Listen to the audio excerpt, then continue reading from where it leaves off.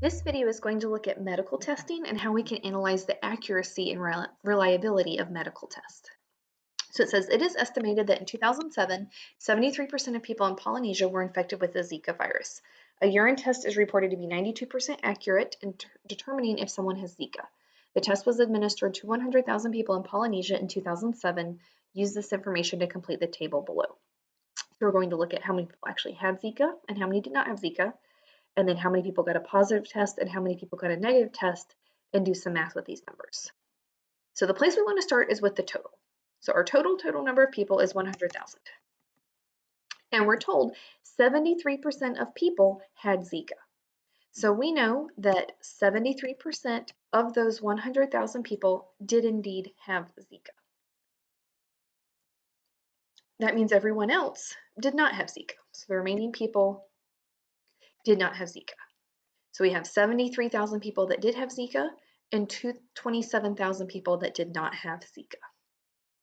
So this urine test is 92% accurate. Well, it's accurate if a positive test comes back for somebody that does indeed have the virus, or if a negative test comes back for someone that doesn't have it. So we consider it accurate if it's telling us that somebody who has Zika, or if someone does not have Zika gets a negative test. So that means it's going to pick up on 92% of the people that do have Zika as having a positive test. So this will be the correct ones.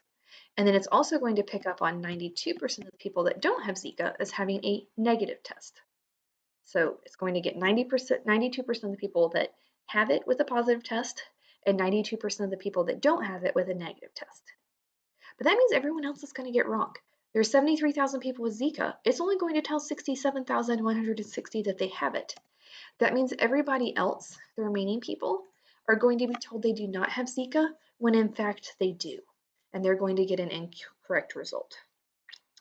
And then similarly, 27,000 people do not have Zika, but only 24,840 are going to be told they don't have it.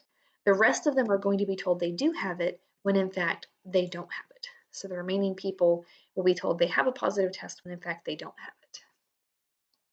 So let's get our total number of positive tests and our total number of negative tests. Okay. So Sam was one of the 100,000 people tested. If Sam tested positive for Zika, what is the probability that Sam actually had the Zika virus? So we're trying to find the probability that he had Zika given he tested positive. So we're told he tested positive. That means we only care about these people in the first column that got a positive test. So our sample size is narrowed down to the 69,320 because we're told he tested positive. Those are the only people we care about. And of those, 67,160 had Zika. I'm just going to do this into a decimal right quick so we can see what it is in that form.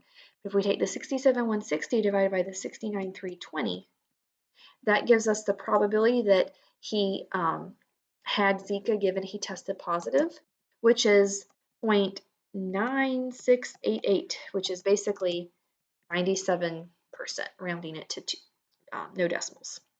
So that tells us that there's a 97% chance that if he got a positive test, he does indeed have the Zika virus.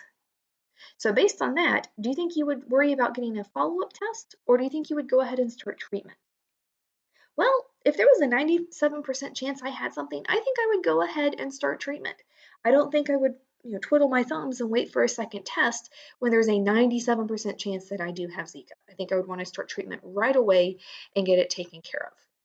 If that probability had been something like 30% or maybe even 50%, if the probability I actually had it was kind of low, then I would seek out a secondary opinion or get a secondary test to confirm if I have it or not.